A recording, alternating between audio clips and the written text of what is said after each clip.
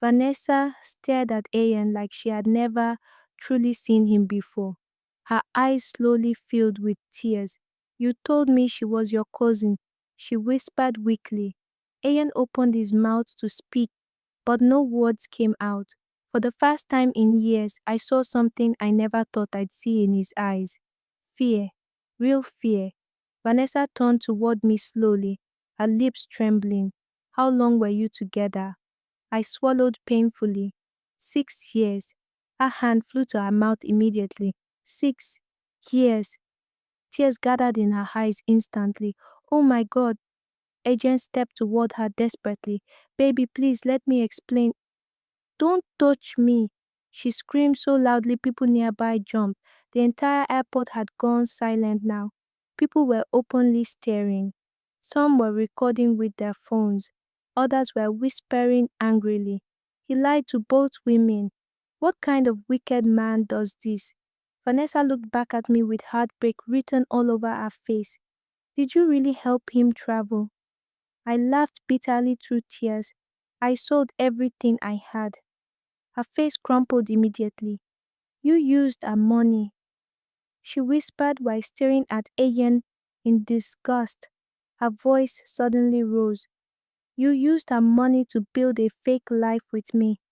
Ayan shook his head quickly. "No, it's not like that." "Then how is it?" Vanessa shouted. Her tears dropped freely now. "You told me she was only a distant relative." She pointed at me angrily. "This woman loved you for 6 years." Ayan looked trapped, cornered, exposed. For once in his life he had no sweet words left. No manipulation, no lies, nothing. Vanessa grabbed her suitcase violently.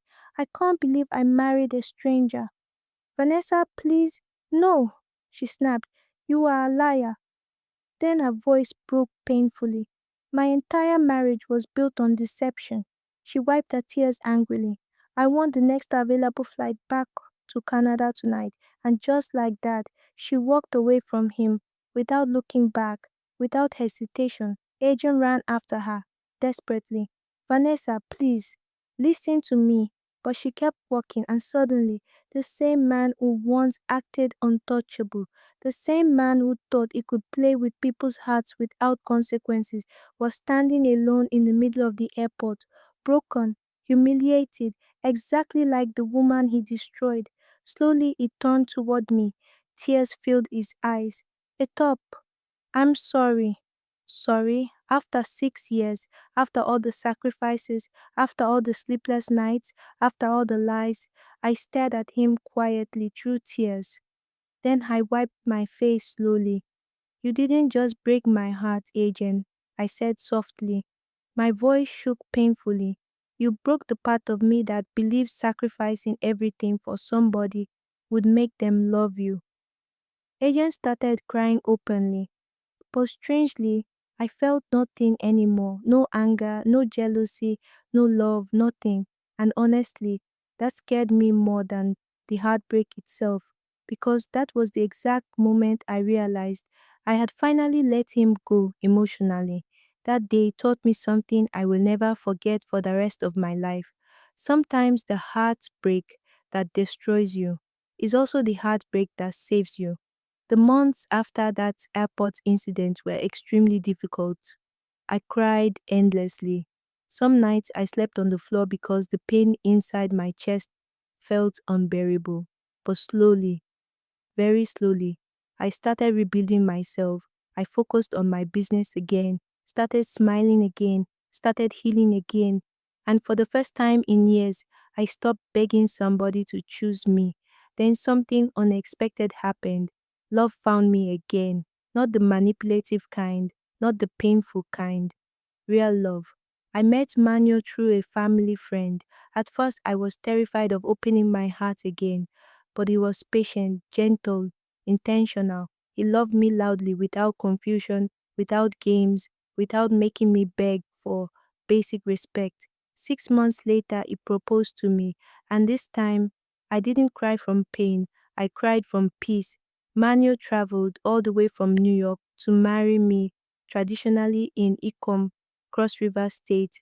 That day As I walked toward him in my white dress, my mother held my hand tightly and whispered, "You survived what was supposed to destroy you." I broke down crying immediately. Today, I live in the United States with my husband and our two beautiful children. Sometimes my daughter holds my face and says, "Mommy, you're smiling again." And every single time she says that, I silently thank God for removing the wrong person from my life.